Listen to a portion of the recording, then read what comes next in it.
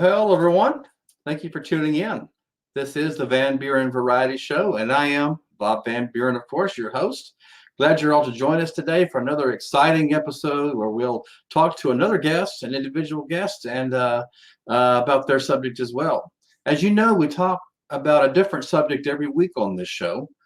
We have a live show every week, 7 p.m. Central, 8 p.m. Eastern, every Tuesday night.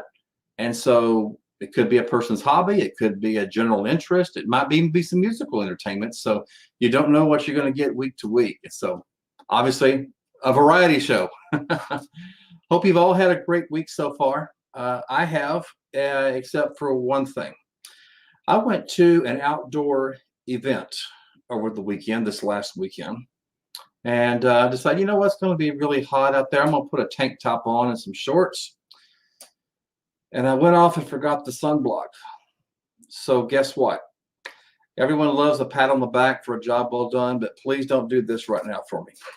So it really stings back there. So yeah, lesson learned. If you're going to burn easy like I do, and you ain't been out in the sun for a while, get the sunblock, anything. So yeah, you can really see where my tank top was. So yeah, it's especially on the back. Yeah, that's where it got me the most. So yeah, I'm still doing this every once in a while. So I told my coworkers at work, don't give me a pat on the back. So guess what they're wanting to do now?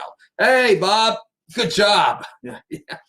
Please don't do that. So anyway, other than that, I had fun over the weekend. It was a lot of fun. Other than getting slightly crisp, it was okay. So hopefully you'll learn your lesson from me that if you burn easy, you better put some suntan lotion on. So that's all there is. So tonight we got a really special guest.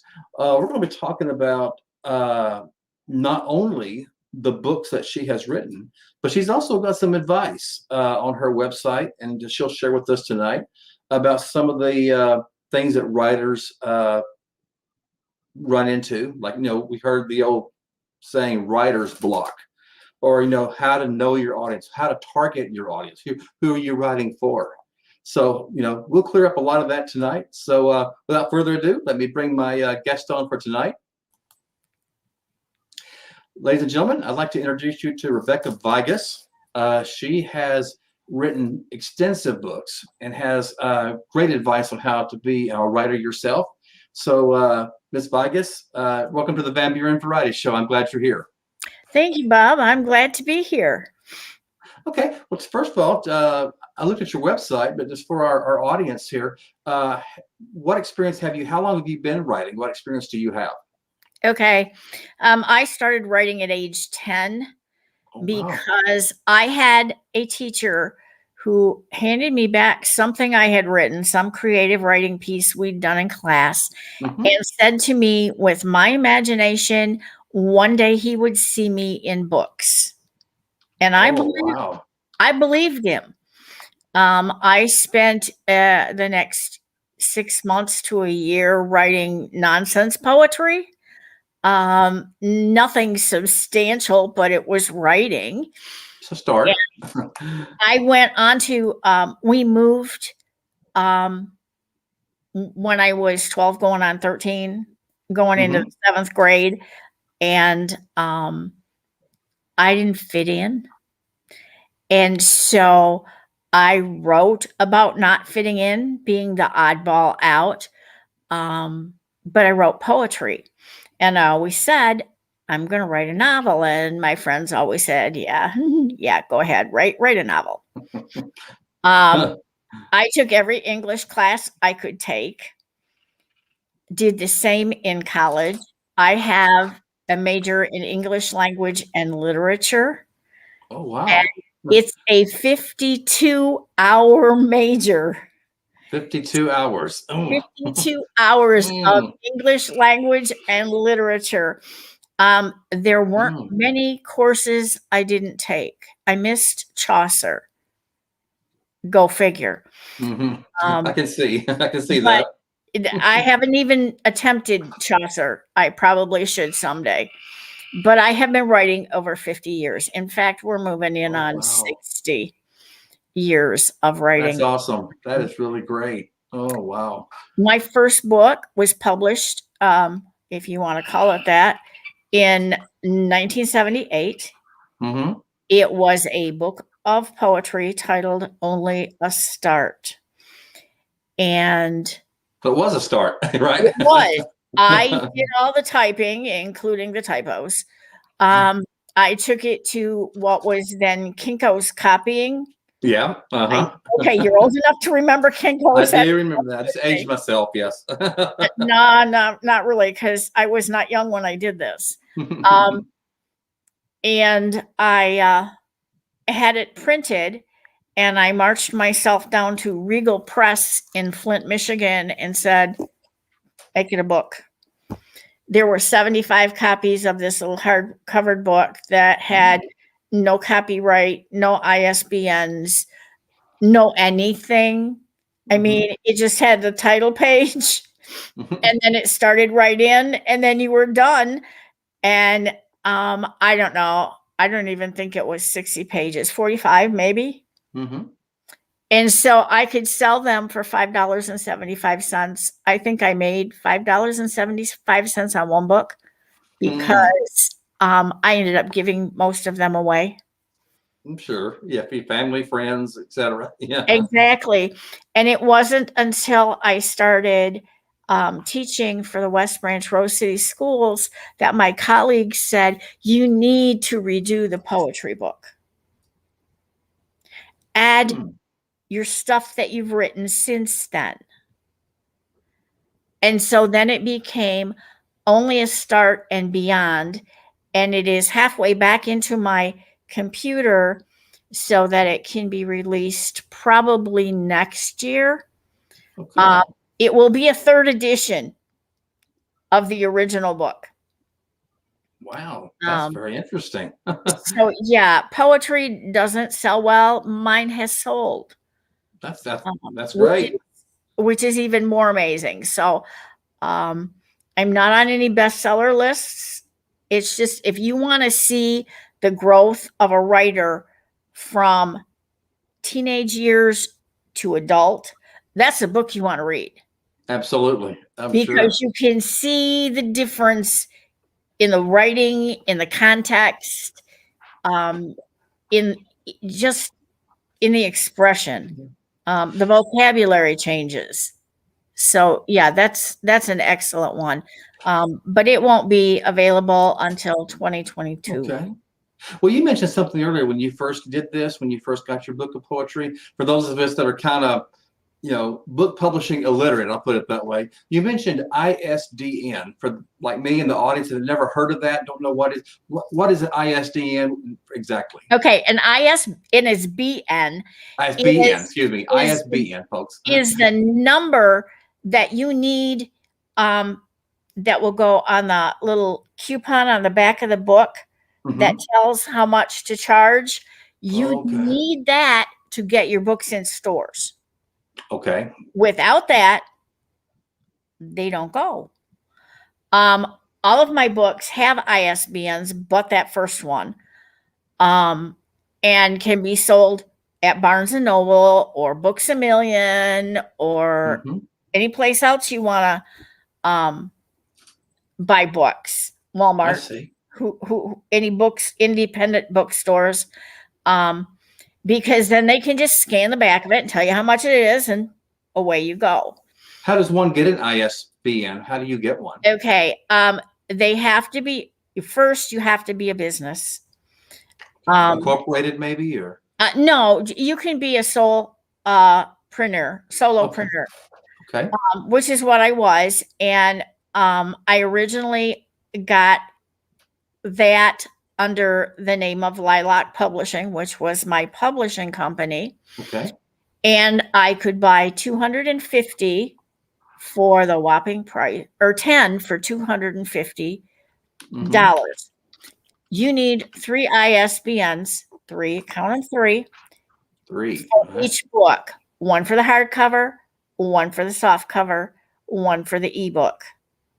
It's a separate ISBN for each one. Okay. Yes. I have to remember that. Okay. Yes. And if you're real slick, you make sure that there's an audio book and an MP for download. Okay. You have 5 streams of income, 5, count them 5 ways to make money off one book.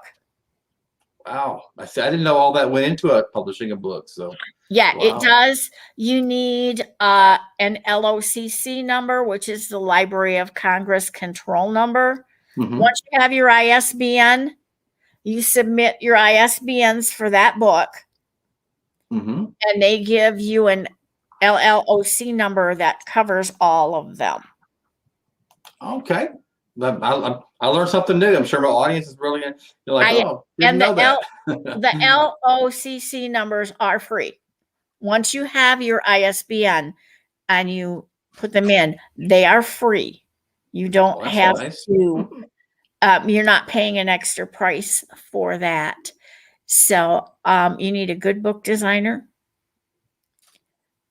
And you need somebody who can do the interior. And if you're lucky, like I am, I have someone who does both.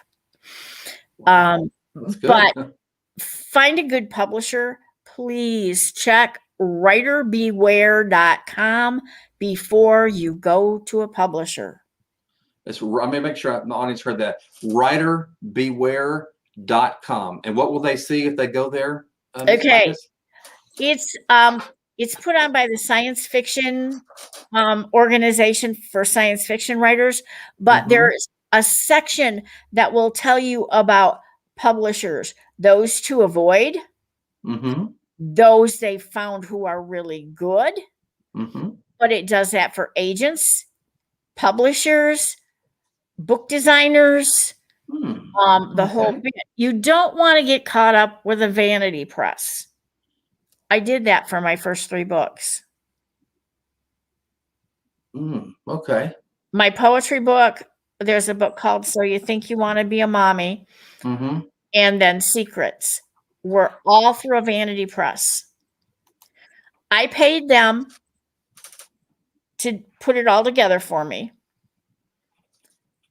They sold it, and I got a royalty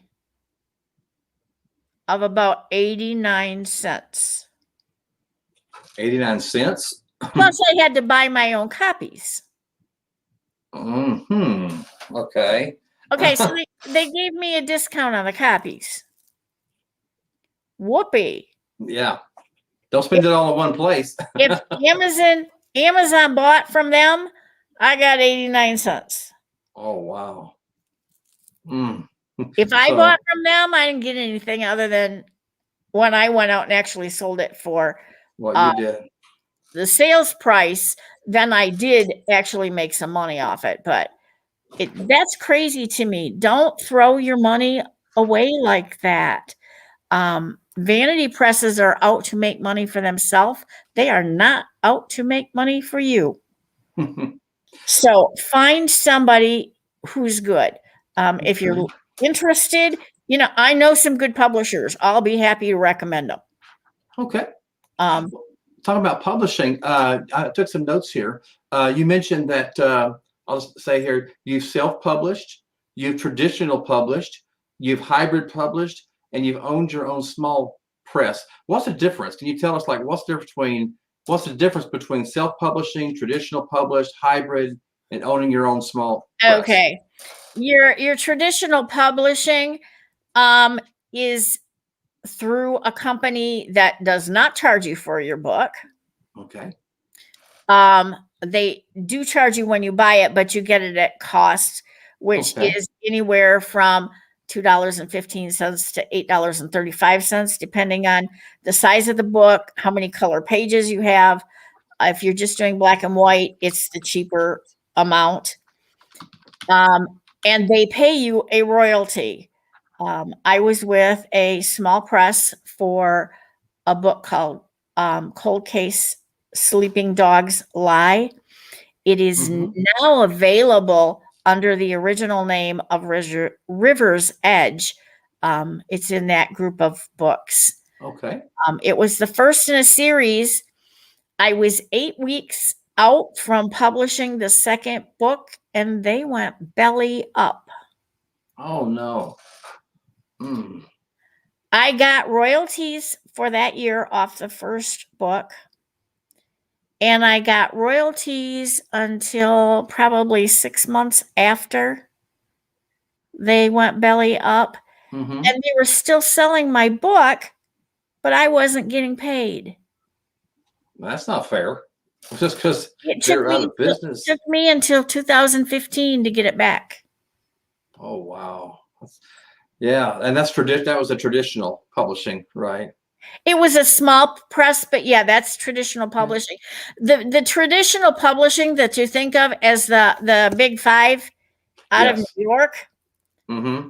forget it. You're going to get 20%. Really? Your agent's going to get 20%. You're not getting anything. Wow. It's almost highway robbery. You're not paying anything. Mm. You're not likely to get an upfront bonus, especially if you're unknown. Now, if you're James Patterson, of course you get an Obviously. upfront Mm-hmm. because they know his books are going to sell beyond whatever they give him. Absolutely. Mm-hmm. If you're up and coming, you know. You can't even get through the door. Oh, wow. Good luck finding an agent who will take you, and nobody wants you if you're self-published. Oh, really? I figure that's how you get a start is self-publishing, but no. Well, one would think so, but there are so many bad books out there that have been self-published. It's not funny. Mm. What you need to know if you're going to self-publish is get a good editor. Yes, it's going to cost you money, but get a good editor, because that's the biggest problem, is that people put out stuff that's never been edited. It's true. It's kind of hard to read, I'm sure, not put together well. Yeah, it is. It's very difficult. My daughter purchased a book for me for Christmas, and it was written by somebody that I know. Mm-hmm. And I thought, I'd really like to read this because the reviews say it's a good high school romance, and yet the back of the book says these kids are 7th grade. So I'm thinking, wait a minute here, something is way wrong. Yeah, something's not right there. I cannot get past the 2nd chapter. Oh, wow. It was so bad that I actually started editing. Yourself. Because if I took out that, please do not use that word unless it's a specific thing. Mm-hmm. Like that book, that girl, that car, don't use it. Otherwise, it's wrong. That's good advice. I didn't know that. That makes me crazy. I overuse it. And the first thing I do when I'm done with a piece of writing is go in and hit find that. And I look at the sentence and I'm going, does it really belong here? Sometimes you can use which, it, who, or leave it out completely. Sometimes you have to rewrite the sentence. That's interesting. Make it sound right. But you have to know how to use it. So you got to have a good editor, somebody who's going to find these things and help you. Mm-hmm. Good idea. Somebody who has no stake in it. So if they hurt your feelings, they don't care. Yeah. They want it to be the best it can be. Absolutely. And you want that kind of feedback. So yes, that's the bad thing about self-publishing is anybody can do it and they can put garbage up there. You never know. And you sometimes don't know till you read it. Well, you talked about self-publishing, you talked about traditional publishing, but you mentioned something I've never heard of before. It's called hybrid publishing. So tell me what hybrid publishing is. When you have a hybrid publisher, they charge you for your cover design and your interior setup. Okay. You still have to supply your ISBNs and your LOCC number. they'll do the back of the book blurb, which the one that you like so well, that company did it for me.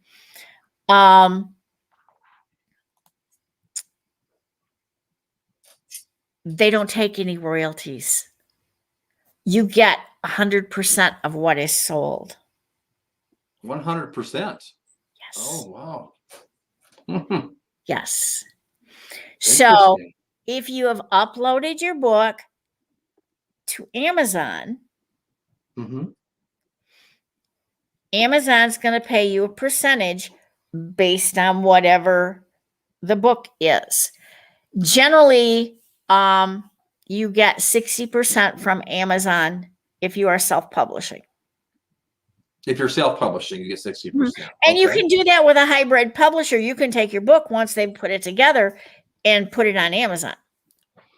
Or you can create an account at Ingram Spark because you are the person it's going to be published under, and take it and put it there. And you can set it so that Amazon gets a 40% discount. Okay. Which is what they're going to take anyway. Yeah, they're taking that anyway, for sure. So you're going to get the 60%, even though they're buying it from Ingram Spark. So you've not lost anything by going through Ingram, who has a worldwide distribution, as opposed to Amazon, who can only sell in countries where they have warehouses. And there are countries they do not have warehouses in that can't get your books. Let me ask you this, talking about price and you getting 60%. Do you, like the author or an author, do they set the price for the book, what they think they can get, or does a publisher do that? Who sets like a price for $29.99 or $39.99, whatever it may be? You do. You do. You say that, okay, this is what I want for it. Okay. Yes.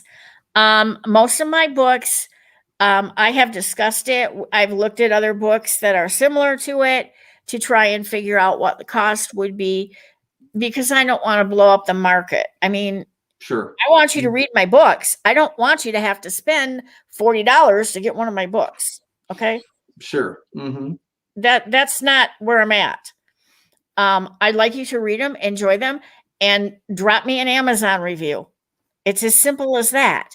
I've heard that before. Authors love reviews online. So, ladies and gentlemen, I'll just take Miss Vegas's advice. If you buy a book online and you really like it, make sure you leave a review. Correct, ma'am? Yes, because that's how Amazon ranks books, is based on the reviews.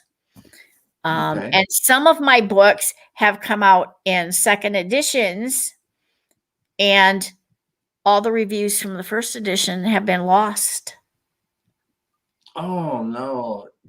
All the good ones. My last novel that was put out, Amazon has screwed up terribly. And I have contacted them several times. The book is called Something Borrowed, Something Blue. It's the fourth book in a series. There's one review.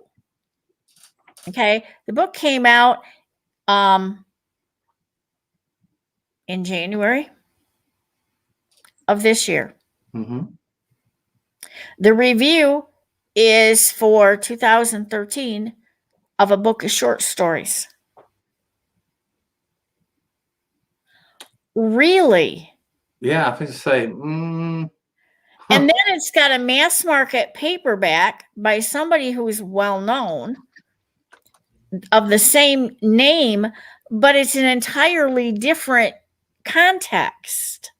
Oh, I see what you're saying. Oh, because titles, you cannot copyright a title. You can't wait. You said you can't copyright a title. Right. You can copyright the book, but you can't copyright the title. So if you go out and write Gone with the Wind, you can write a story called Gone with the Wind. Right. That could be the title, or The Shining, or whatever that may be. You know? Exactly. You are not plagiarizing anybody. because you can't copyright a book title. Okay, I did not know that. Suggest that you go out and write Gone with the Wind because people are going to ream you for using the title. Miss Scarlet, you're insulting Miss Scarlet. Yeah. It's kind of like don't go write Moby Dick. There is only one Moby Dick. Yeah, or Huckleberry Finn or whoever, Exactly. And so I've looked at book titles. I didn't see another one with that same title. But it says right on hers that it is the 4th in the Macy McVannell series, and it's not on her page. And I have contacted Amazon like 3 times, and they still haven't changed it. That's the corporate world for you. I think that's probably what a lot of it is. For either one of us, they haven't changed it. And it's not fair that people pick up my book or her mass market paperback thinking they belong to the opposite person. Same person. Yeah. Yeah. Hope you get that corrected soon. I truly hope so. Before I have to run in to Amazon and say, take my books down because you aren't listing them right. Well, that question. Okay, go ahead, finish it. It infuriates me because it's not fair to either author. In addition to writing books, Ms. Vigas, you've also, given really good advice to writers that are writing, and maybe there could be someone watching this show now or later on. And so one of the questions I would ask, and I've had this problem too when I would write a story, we've always heard the term writer's block. So do you have any advice for like a writer that would overcome a roadblock? I mean, anything what they could do if they just know what they want to write, but they just, they got that block. I'll put it that way. There are 2 or 3 different things you can do. First, get up and walk away from it. Okay. Just put it on the back burner for a couple of weeks. Don't do anything with it. If you've started writing and you hit the roadblock, after a couple of weeks, come back and read what you've written. Review it. Okay. And ask yourself, is this going where I need it to go? Okay, that's one. Okay. The other thing is find yourself someone who will read it for you and ask you questions about why is this happening, or shouldn't they be doing this, or I like this, where's it going to go? Like a second set of eyes looking at it. Basically. Exactly. Okay. Because if they have questions, all your readers are going to have these questions. You have to go fix them. That's true. Mm-hmm. And it's always good to have that pair of eyes. I have a friend who is a creative writing professor. Oh, that's smart. And he is one of my readers.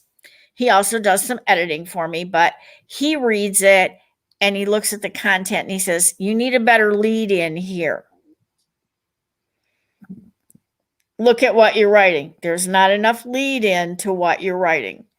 And so I will go back and look at it and say, I should say this, this, and this. And then I write it because he's right. I don't have the lead in that I need to build it up. Uh-huh. Yeah. And so I do that. And it's like, he's this little guy on my shoulder that says, will you do it right the first time?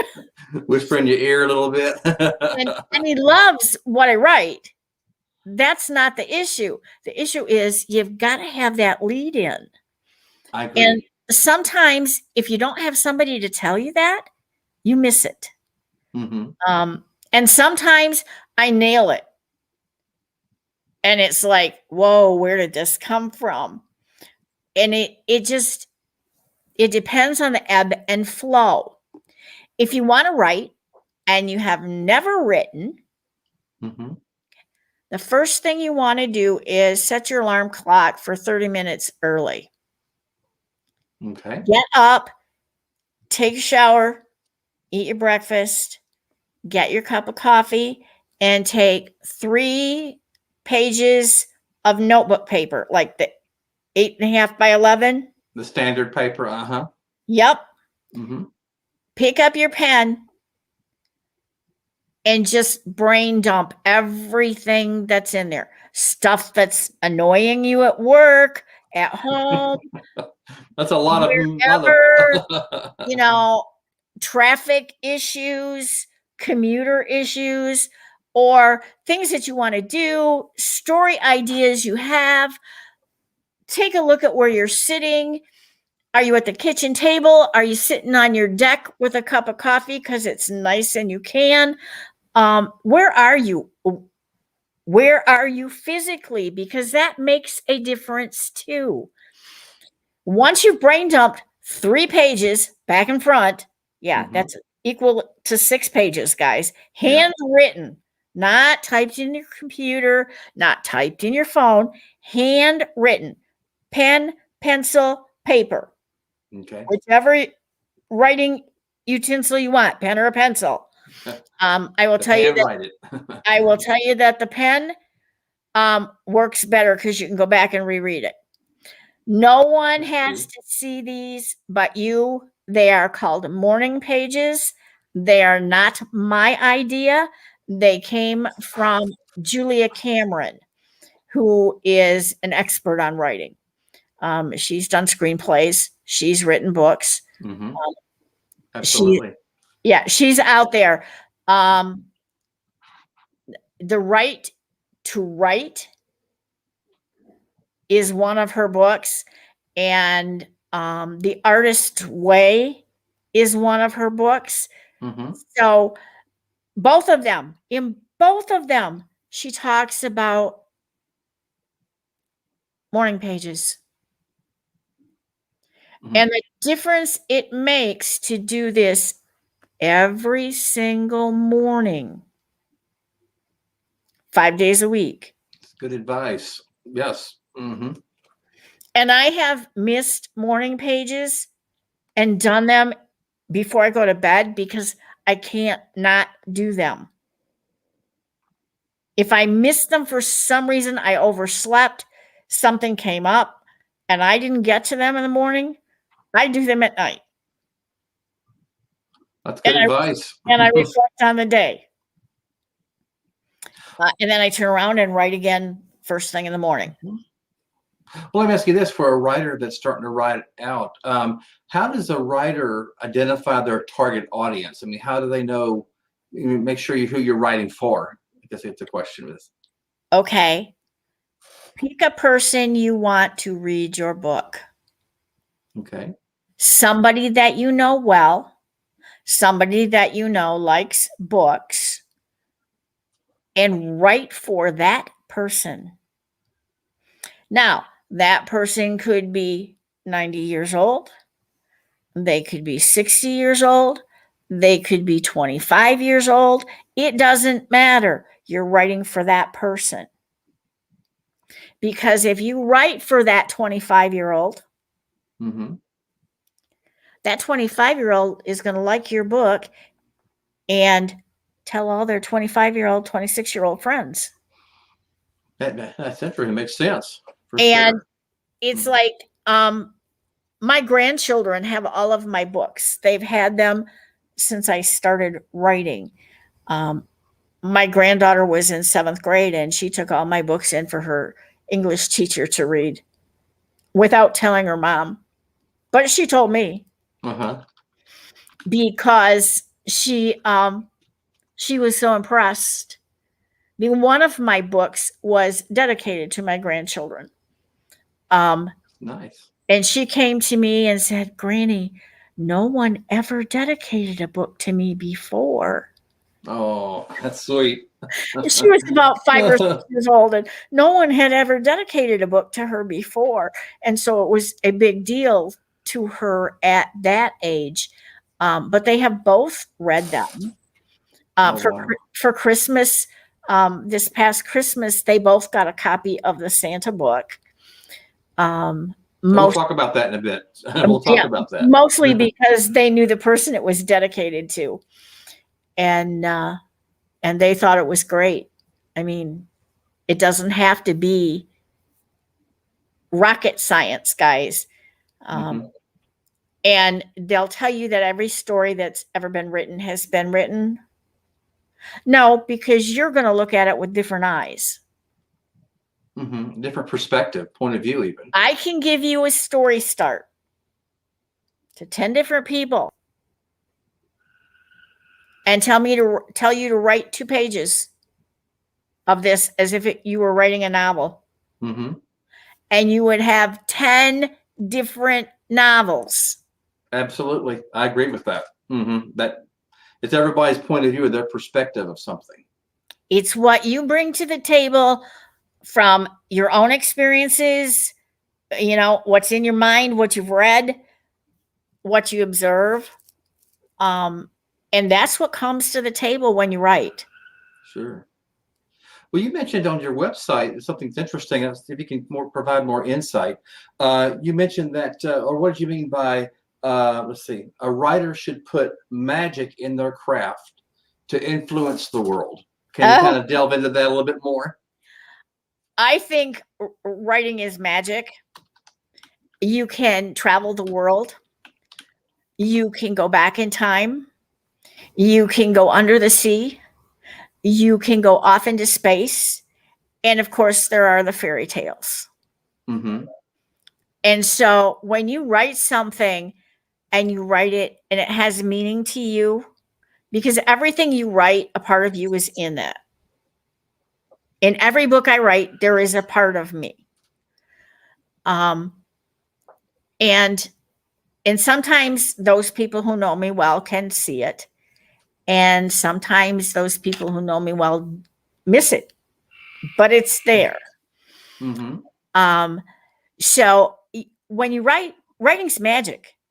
And if you think of it as magic, then eventually it becomes that. And you become a part of what you're writing. And when you do that, the words just come, they flow.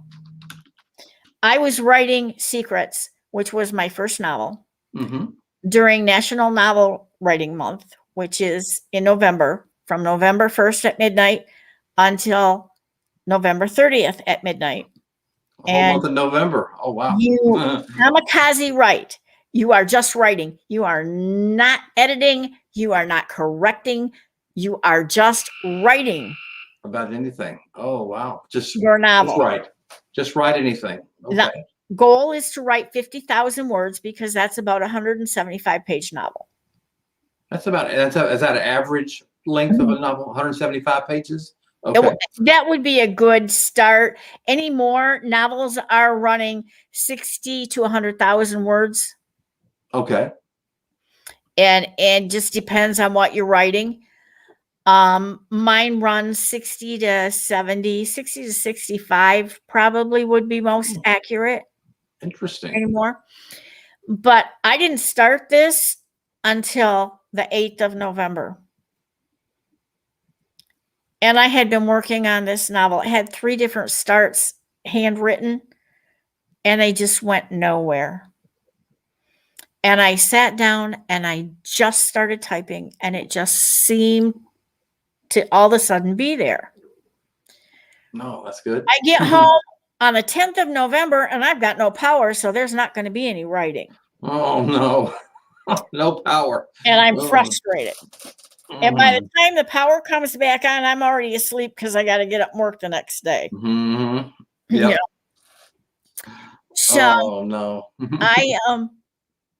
I wrote the book. I had the first 5 chapters done. I was teaching middle school, 7th and 8th grade English to special needs students. And I came in and I said, today, instead of reading, I want you to listen to something and I want you to tell me if it's any good.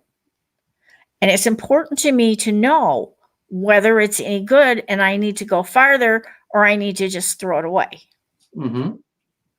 So I read it to my 8th graders. And as I'm reading, I found a couple mistakes that I fixed. First 5 chapters of the book. Next hour, I give the same spiel to my 7th graders and I read it to them.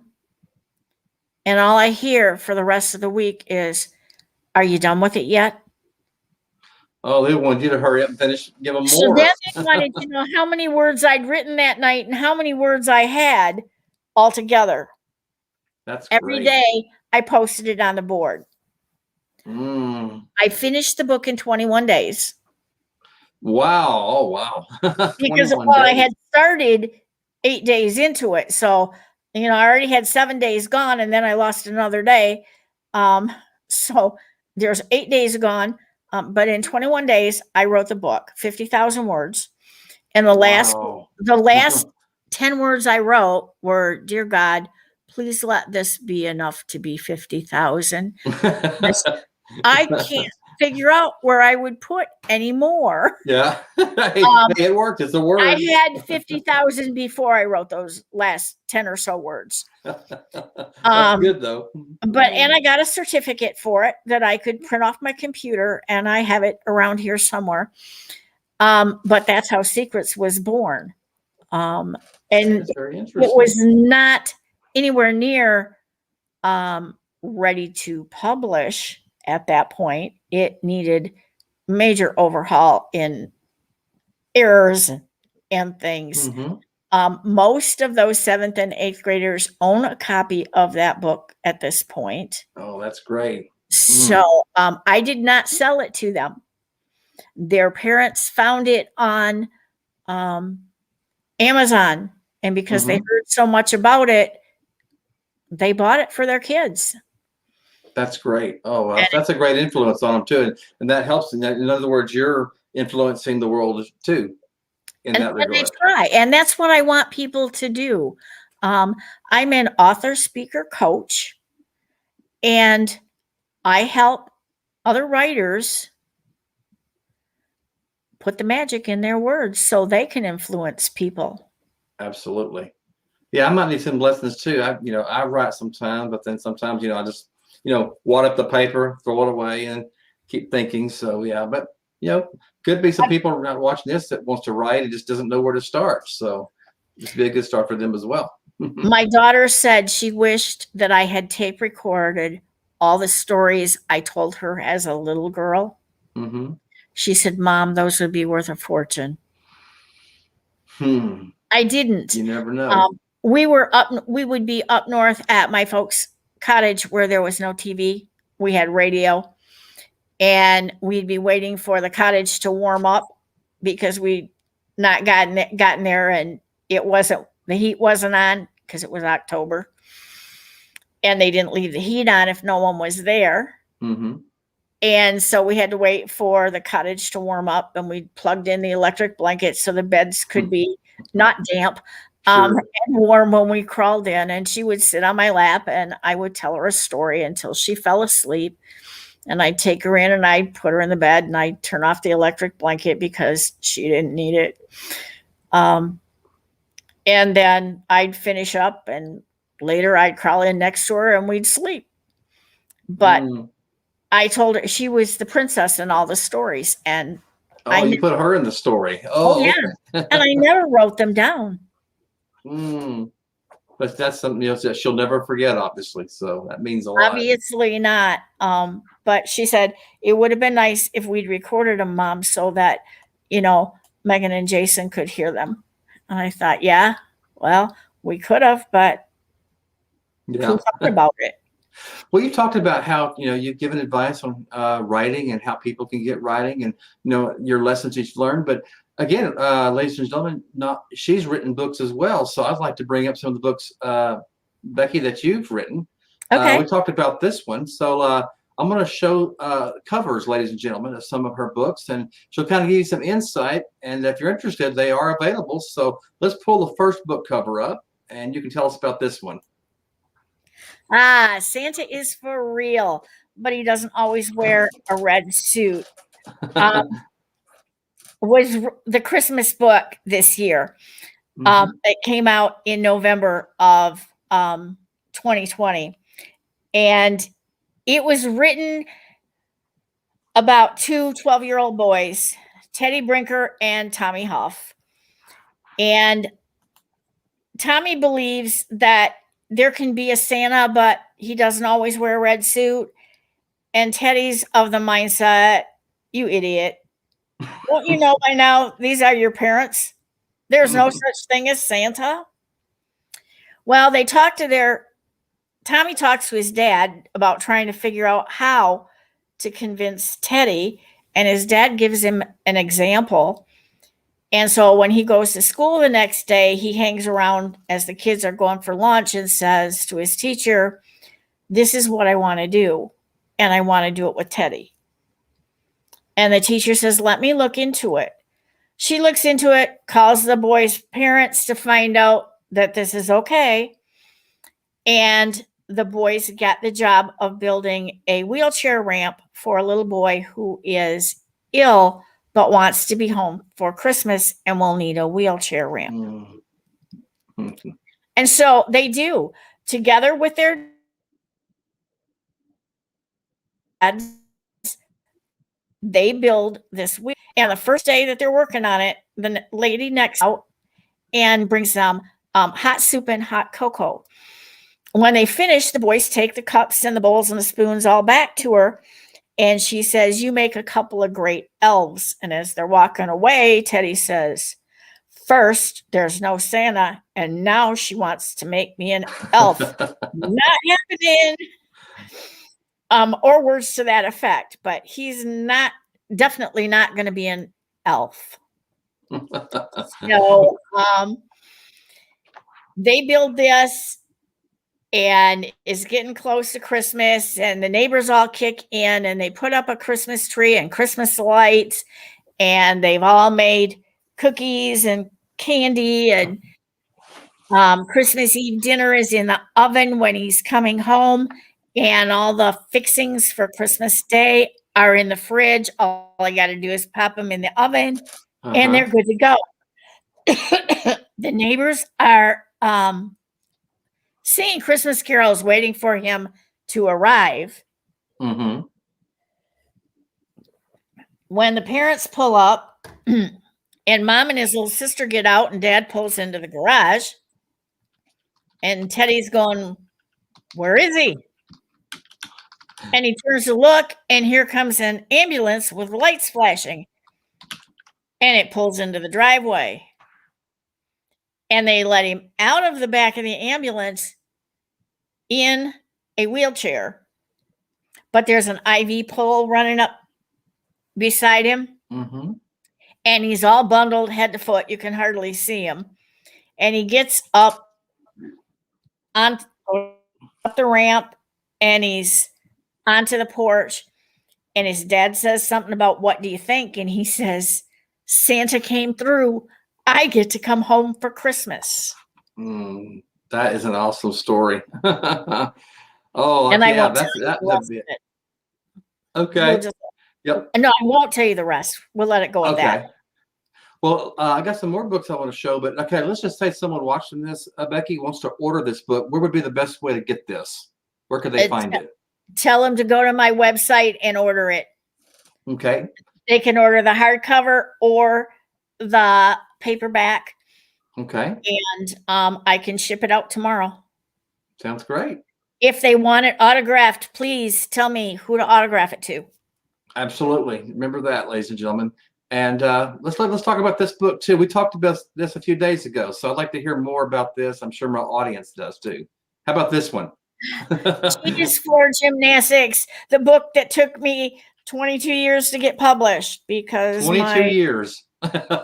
My publisher said, "Any idiot can write an alphabet book. Why would you want to write an alphabet book?" There's a compliment in there somewhere, but I can't find it. Yeah, it's like my granddaughter's 4 years old, and she's doing gymnastics, and I thought it would be something for her to have. She was, it was 18 years to come out because she was 22 when it came out.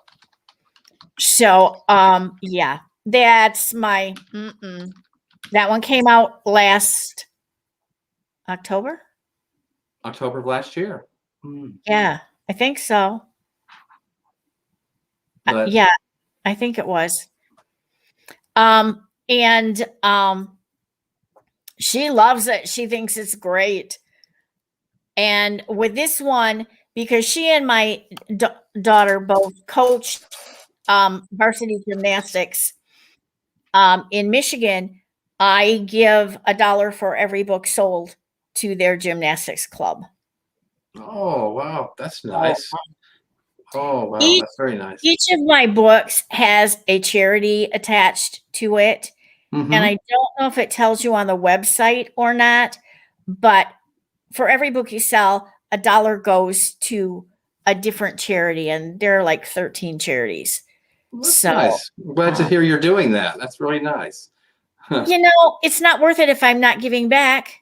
Yeah, sure. And I mean, I don't get there because I'm somebody rich and famous. I work at this. But to me, it's about giving back, Absolutely. which is why I went into coaching. So, yeah, there's that. Let me ask you this then. You've written several novels. I mean, it would, ladies and gentlemen, you have to go to her website to see everything that she's written. So let me ask you this. Is there a specific age group that you write for, or do you write for all ages, all professions? They're pretty much 9th grade and above. Okay. All right. My mother read my books until she died, and she was 90 when she died. Oh, wow. That's nice. She was one of my first critics. The book River's Edge, I did not let her proofread because you did not want her, you said, right? No, I did not. All right. And I gave it to her as a finished book, and she read it. And the next time I showed up at her house, she said, "Don't you think you should have asked first?" The main character's name is Macy McVannell.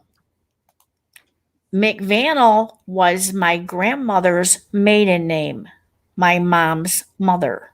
Oh, okay. That makes sense. And I looked at her and I said, "No, I'm 1/4 McVannell," and I didn't make her the villain. She's not the villain. And it's like, really? Be mad at me because I did this? My daughter knew, but my mother did not. And it wasn't until years later, or a year later, that she learned that I wrote it in honor of the grandmother that I never knew. Because my mom was 10 when she lost her mom. Oh, wow. So feels like your own dedication. That's where, yeah. And that's where McVannell comes from. And in the last book, Something Borrowed, Something Blue, it is dedicated to Beatrice McVannell Cook, my grandmother. I know grandma was a special. Like I said, I just recently lost mine, and she was in her upper 90s. So I can relate to what you're saying. You know, if we definitely want to keep their memory alive and their dedication. So glad you did that. But mom wasn't too pleased at first then. No, not at first. But then she went to a McVannell family reunion and said, "Oh yeah, my daughter's written a book. Main character's name is Macy McVannell." And all of a sudden I got all these cousins that I haven't seen in a million years, at least not since I was a teen. And they're all wanting this book. Oh, wow. And then I get a Facebook message one day from someone who says, "Are you the author of the Macy McVannell book?" And I said, "Yes, I am." Wow. And she said, "How did you come across the name McVannell?" I said, "It was my grandmother's maiden name." And she said, "Who was your great-great-grandfather?" And I said, "Hector McVannell." Well, guess what? Oh, y'all related? Her grandmother was Hector's sister. And then she introduces me to another cousin on Facebook whose grandfather was Hector's brother. And I got we always hear a small world. No, I had. Small world, isn't it? It's not a cliche. It really is a small world. Really, it gets smaller all the time. Trust me, it does. it was just amazing. And so she's bought all the books, and cousin Sandy's bought all the books. And I had gotten a phone call from my mom after she died, and I hadn't picked it up because I didn't recognize the number, and I was driving and it went to voicemail. So when I stopped, I listened to it, and the voice tells me that she is Helen Ann Near, and I'm going, I have to answer this. I don't have to answer that. Oh. And I tell her that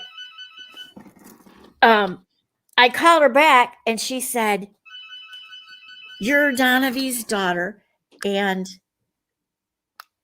I definitely don't have to answer that. Yeah, I always had to remember to keep my phone on silent, because I did a show about a few weeks ago, and right during an interesting conversation, my phone went off, and of all things, it was a telemarketer, so I just had to put the phone on That's what it silent. was. Okay. That's what it was. I called And then in an opportune time. So. generally, I don't even have that one near me when I'm going live.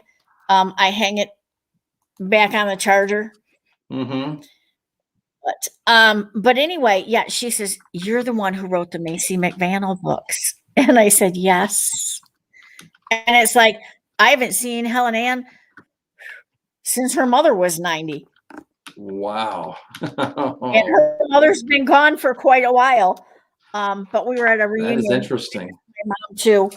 And I haven't seen her then. And we got talking, and I knew she and Marjorie and Dorothy had all worked for the FBI at one time. I didn't know there were 2 other sisters that worked for the FBI. You learn something new every day. So, you learn something.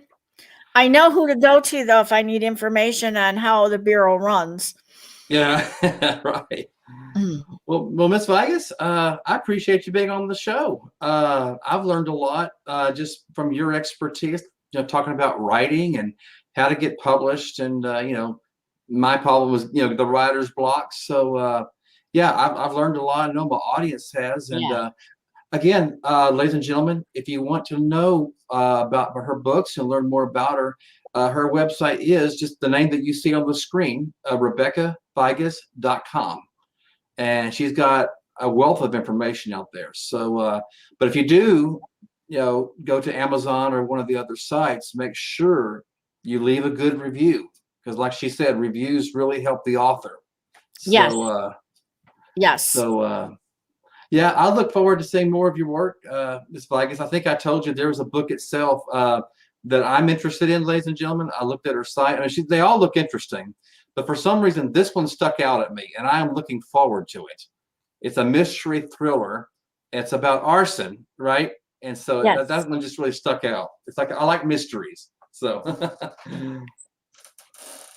and I'm looking forward to seeing that one as well. Okay, well, Ms. Vegas, again, I mean, I'm honored to be here, and looking forward to seeing more of your work. And I appreciate you taking the time out to talk to us this evening. Well, thank you for asking me. I so appreciate that. And you have a wonderful evening. Okay, thank you. Have a great evening. Bye-bye. Bye. And ladies and gentlemen, that's going to do it for this episode of the Van Buren Variety Show. Certainly glad that you tuned in. Remember, if you really like the show and you want to keep up to see what the guests will be week to week, make sure you hit that subscribe button, because if you hit the subscribe button, you'll get alerts about the next show. And I've said, not just a teaser, but this show may be expanding a little bit more. I may have other shows during the week, not necessarily a regular episode like we're on Tuesday nights, but a special episode. Maybe it could be entertainment, comedy act. We never know. Maybe a magic trick. We'll see. But hit that subscribe button. You'll stay in touch. And make sure you also like this video as well. Tell your friends about it and tell everybody else about it. So I hope you have all a great week. Again, I'm honored you tuned in. This is Bob Van Buren for the Van Buren Variety Show. Have a great night, everybody. Good night.